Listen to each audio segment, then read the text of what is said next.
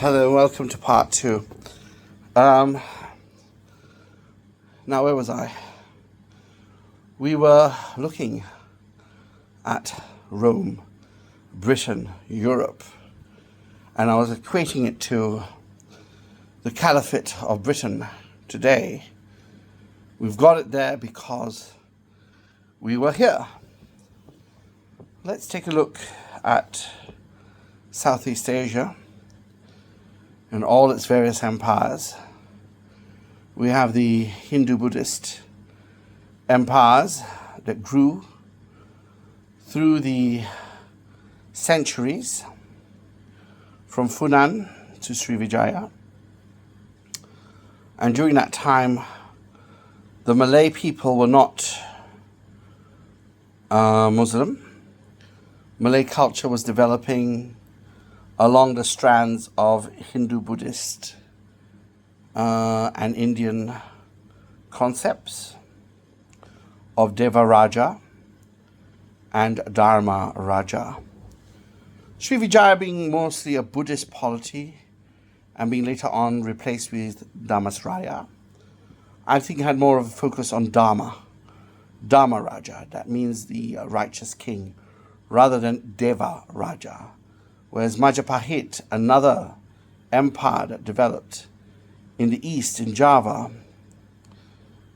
I don't want to blow my horn, in whom I have direct ancestry with, one of the kings, Wikramawardhana, who was king of Majapahit from 1389 to 1429. King during the time of the Paragreg Wars. In fact, had a concubine who had a daughter called Parbaitasari, who fled to southwestern Borneo, married the Prince of Sukitana. Her son and daughter-in-law that met in Johor, in Singapore, founded a new establishment called Sarawak in the 1440s. And through the establishment of Sarawak in that time, multiple generations down, is my father's side of his family. Okay, so it's a direct, possibly direct 25 to 30 generation from Wikramawardhana, who was king of Majapahit from 1389 to 1429. And he would have been a Devaraj. He has statues, and his predecessor, of course, who is Hayamburuk, would have had a statue. And his daughter, Queen Suhita, also has a statue in Java.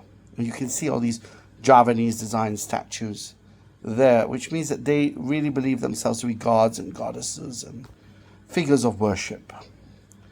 And that's why maybe I am attracted to Balinese dancing, because it showed me the world where my ancestor ruled before. And it's not a small thing being the descendant of the king of Java. At a time when the Black Plague was invading Europe, Majapahit was a formidable empire, one that spanned most of the islands of Nusantara. It wasn't a small polity. It was a huge empire, thalassocratic, of course. And in 1365, during the predecessor Hayamburuk's reign, and under the control of the Prime Minister Gajah Mada, we were able to, through Prapanka, were able to write the extent of influence from Majapahit, which included ancient Sarawak as well, and Sawaku in the year 1365, Prapanka's Negara Kertagama. So it's a civilization to be contended with, and it's a civilization that has its own distinct culture, and you might say it's equivalent to what you see today in Bali, and then when you look at Thailand, it looks quite similar to what's in Thailand and so forth. So that is a kind of culture that's pre-Islamic in Southeast Asia.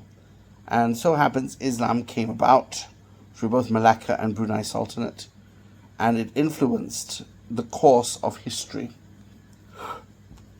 Then you have the Kedah Sultanate. It was Islamized as the very first place to be Islamized in Southeast Asia, and not Southeast Asia, to be Islamized on the peninsula.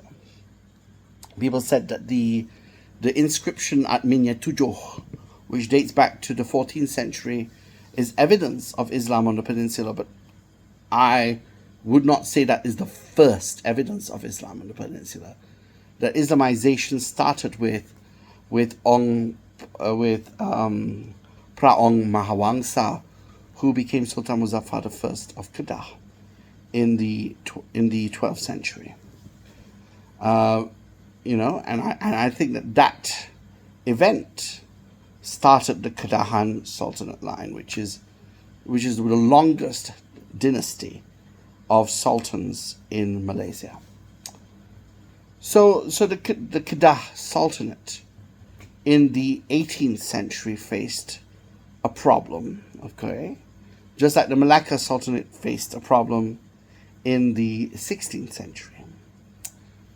Malacca fell in 1511 to the Portuguese, and the Portuguese left in 1641 to the Dutch, and later on the British came. I don't want to talk about the Portuguese and the Spanish and the Dutch, because I want to talk about Britain. The British came to Malaya, and the first place they came to was to Penang. Penang Island was off the coast of Kedah, and Sultan Zainal Adilin, is it Sultan Muhammad Jiwa? I'm not so sure. Or is it Sultan Abdullah Zainal Adilin? One of the sultans signed a treaty with Sir Francis Light in seceding the island of Penang in return for protection against the kings of Siam. However, because the Siamese court befriended the British, therefore it was considered as a form of betrayal. So the Sultan's court fought the British at Seberang Perai, and they lost that piece of Kedah as well, and it was known as Province Wellesley. So Province Wellesley in Penang was taken under a similarity to how the Romans took East Anglia, the Iceni. It was done due to something that was negative. It was a form of conquest. Yeah? Of course, Rome, it was based on sentimental colonization, whereas the British was based on territorial colonization, and they needed Penang for trade. Now, I like to talk about the fact that these two empires were not born in a vacuum. Yes? Do you know what I mean? Rome wasn't born in a vacuum, and the British Empire before Penang wasn't born in a vacuum either. Let's take a look at their CV. The Roman Empire had to deal before the conquest of Britain, before Julius Caesar stepped on British soil for the first time in 50 AD. It had already won 3 Punic wars against the Phoenician Carthaginians of North Africa in Tunisia, by which it took the Greek islands as Greek colonies, and through that acculturated itself to Greek culture. Zeus became Jupiter, Poseidon became Neptune, Aphrodite became Venus, Ares became Mars, and so forth. Cronus became Saturn, and so forth. The change of names of the gods, the Olympian gods changed names but remained the same identity, to show that the Roman religion was Greco, Roman, and was the Olympian religion to unify the Greeks and the Romans. And when I visited Corinth, there are many, many sculptures of emperors who used to visit Corinth for holidays, including, of course, Emperor Nero, who persecuted the Christians and in whom St. Peter's and Paul were martyred under his reign due to the fire of Rome. So Rome, of course, had General Pompey walk right up to the temple in Jerusalem and to take Judea and Israel as its Palestinian territories. In fact, it changed the name of Judea and Israel into Palestine. That came from the word Philistia, which means Philistines. Romanized becomes Palestine. So that's why it's called Roman Palestine. So Roman Palestine was called Palestine by the Romans, but actually it wasn't called Palestine by the Romans. It was called Syria by the Romans, because the center was in Syria. Okay? In fact, even at the time of the Prophet Muhammad, right, peace be upon him, you have this idea of a caravan going to Syria from Yathrib. The caravan heading to Syria is actually a caravan heading to Jerusalem, because that entire region was called Sham by the Arabs, Negara Sham. So when they refer to Syria, they refer to the whole Levant, not just to modern-day Syria in Damascus, yeah? So Nagari Sham is a whole place. So, and then you also have Egypt. And the whole story with Cleopatra and Mark Antony came out well before, possibly contemporary to the time when Britain was under the heel of Julius Caesar. So Britain, before it became a colony of Rome, Rome had a big CV of being a big empire. And the said Julius Caesar was stabbed by Brutus, which is where we get the word brutality and brutal from, such as the comments I would get for my videos on YouTube. Just a joke. All right. That person stabbed Julius Caesar in the back, and infamy, they've all got it, infamy. That's from Carry On Cleo, I think. Okay. Those are all just comedy programs. Anyway, coming back. So, at the same time, let's take a look at the British CV. Before the British landed in Penang, Robert Clive had landed in India. Captain Cook had found the Australian and New Zealand areas of the South Pacific. North America was founded, settled, and British America was no more. So the United States was already established 3 years before Francis Light made shore at Penang. The United States was just 3 years old, but still it had evolved from a settlement at Jamestown, okay, in Virginia, in the 17th century. So this has been a process of nearly 180 years of settlement and of colonization, and then patriotic. They've been fighting since the 1760s through 1776 all the way up to 1783 in the Treaty of Paris, where, the French gave the New Yorkers Lady Liberty. All right? That's why when you visit New York, you see the Statue of Liberty, right? That's Lady Liberty. And if you are on the Seine in Paris, I remember I was on a cruise in Paris and I saw the smaller version of Lady Liberty on the Seine. What I'm trying to say is, the British conquered Penang, then they conquered Singapore, and then through the Anglo-Dutch agreement, they conquered Malacca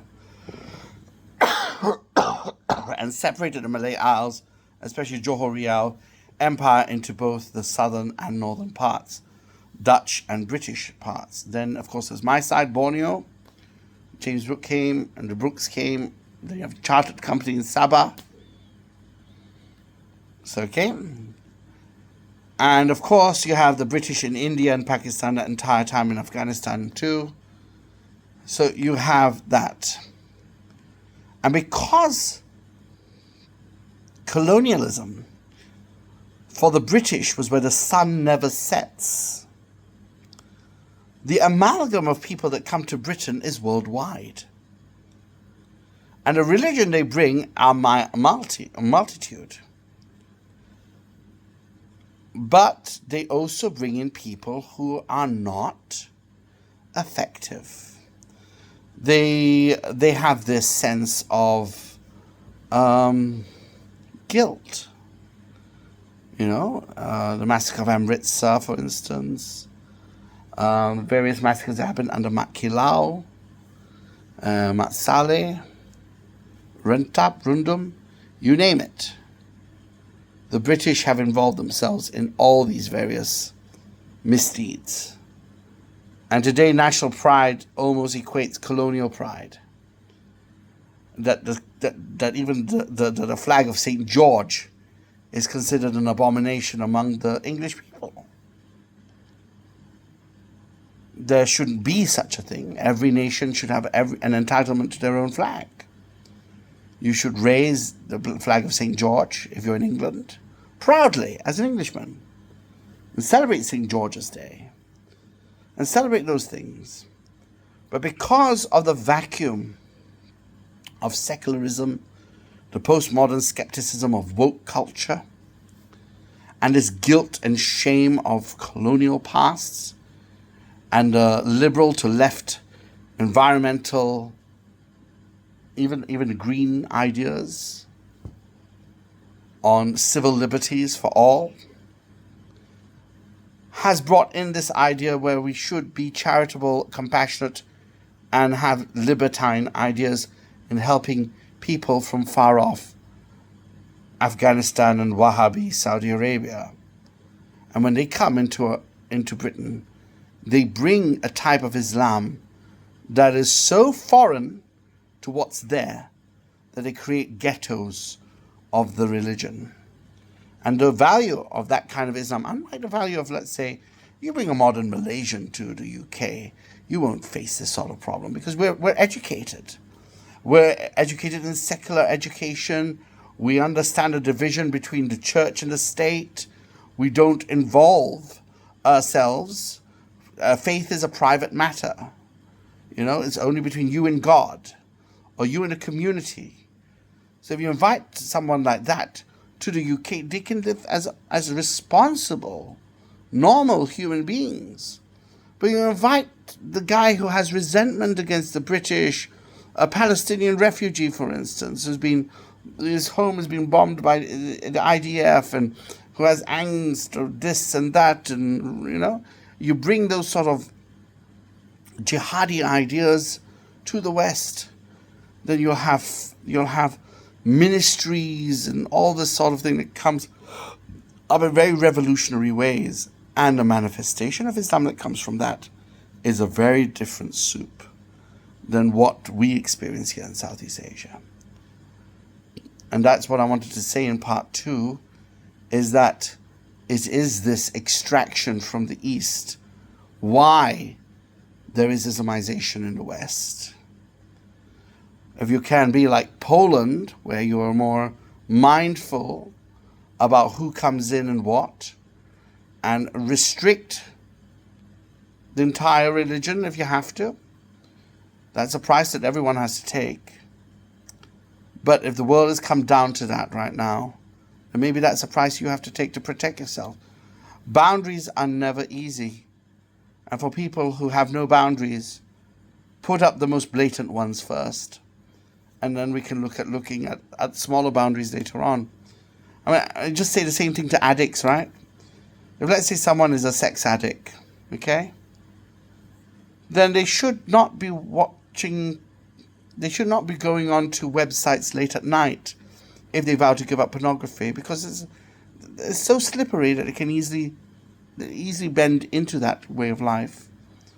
Or let's say they are a sugar addict and they're up late at night and the kitchen's just over there and they make a vow not to eat at night and they go into the kitchen. Well, it's kind of like going into the barber shop.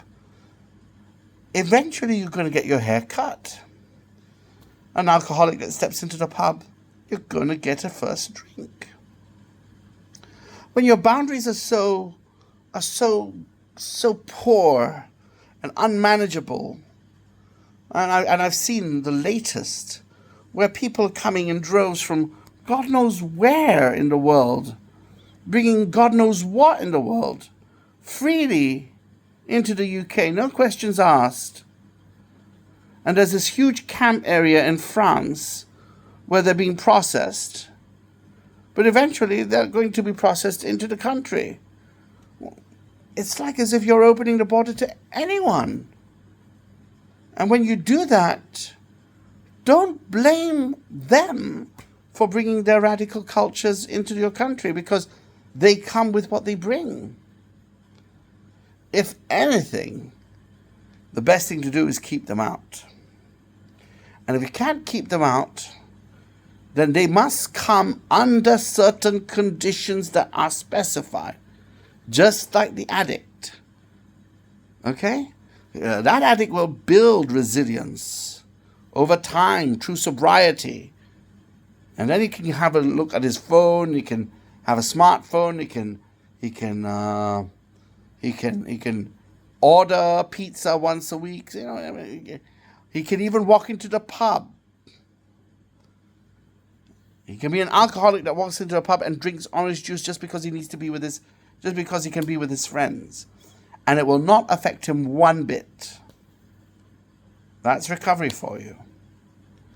But he's only able to do that after many years of nurturing proper, stable boundaries.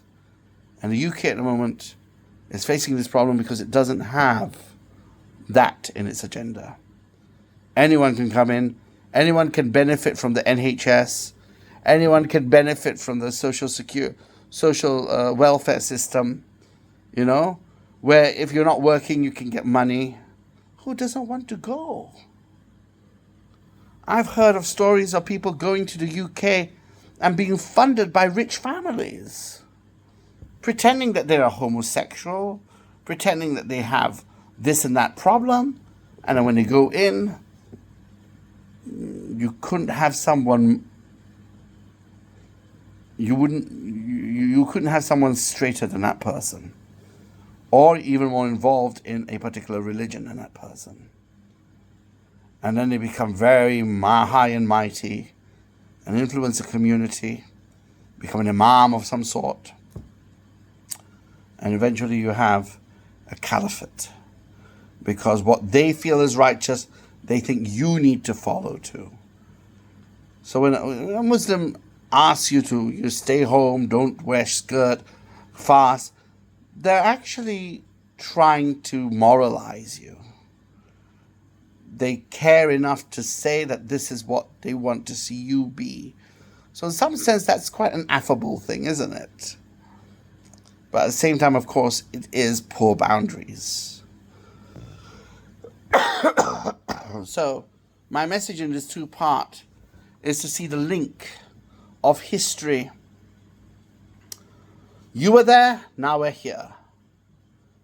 Christianity came as a foreign religion. Islam's come as a foreign religion.